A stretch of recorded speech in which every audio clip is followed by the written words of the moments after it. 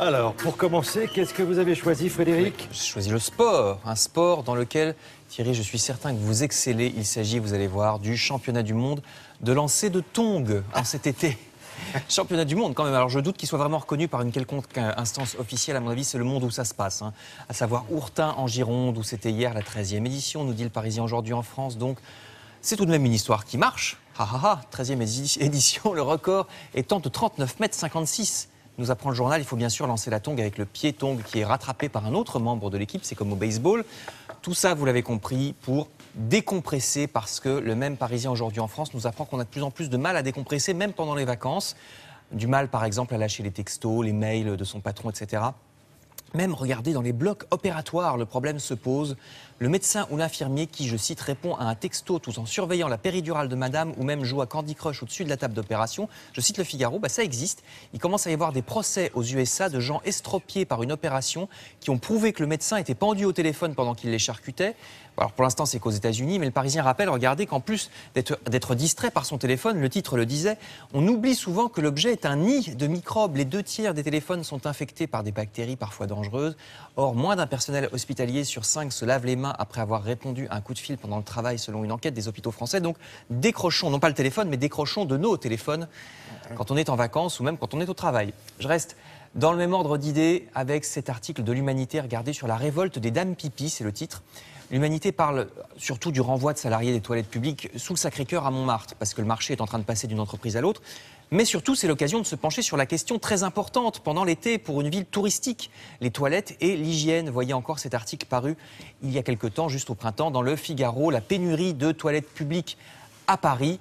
Autrefois, les stations de métro ou bien le parvis de Notre-Dame avaient des toilettes publiques, mais toutes ont été fermées, remplacées par des sanisettes trop peu nombreuses, estime l'article, et devant lesquelles il y a parfois la queue, 10 ou 15 personnes dans certains lieux touristiques.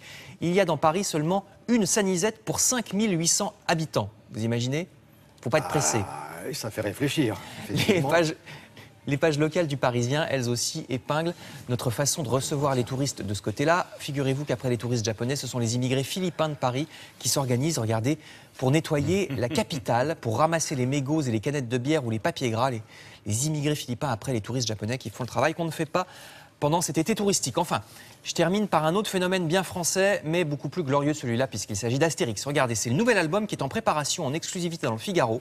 36e album des aventures d'Astérix, ce qui s'appellera Le Papyrus de César. Astérix, qui se vend toujours aussi bien, quoi qu'en disent les critiques, qui trouvent souvent que la qualité des derniers albums est plus qu'elle était. Alors le dernier se passait en Écosse, il s'est vendu à 1 600 000 exemplaires. Celui-ci sera tiré à 1,8 million.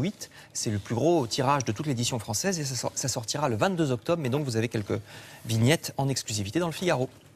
Merci beaucoup pour tout. Revue de presse. Les derniers jours, on a beaucoup parlé de la protection des animaux. Et à ce sujet, à New York, vous avez peut-être vu ça, mais si vous ne l'avez pas vu, vous allez voir, c'est énorme. Projet monumental qui a vu jour ce week-end, Olivia, c'est ça ?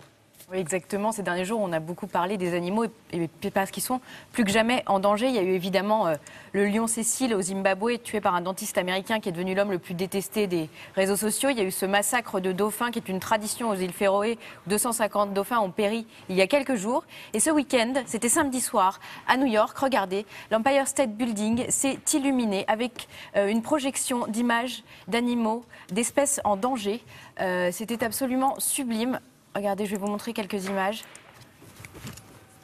C'était sur la façade du célèbre gratte-ciel, 114 mètres de haut la projection, 56 de large, 33 étages couverts. Il y avait 40 projecteurs, le spectacle était visible jusqu'à 20 rues au sud. Il y a eu évidemment l'image du lion Cécile au milieu de tous ces animaux, mais aussi un léopard des neiges, un tamarin lion doré, des mammifères marins, des oiseaux, des insectes. La séance de 8 minutes, elle s'est répétée tous les quarts d'heure entre 21h et minuit.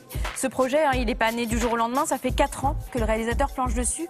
On le doit à Louis Psioios. Vous vous souvenez peut-être du film The Cove, La baie de la honte, sur les dauphins, les massacres de dauphins au Japon, qui avait eu l'Oscar du meilleur documentaire.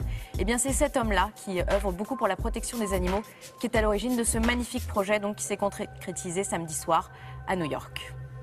Sublime. Merci beaucoup, Olivia. Et à propos de Cécile, j'ai vu un dessin remarquable, une photo comme ça avec une quinzaine de lions qui marchent comme ça, et la légende. On cherche un dentiste.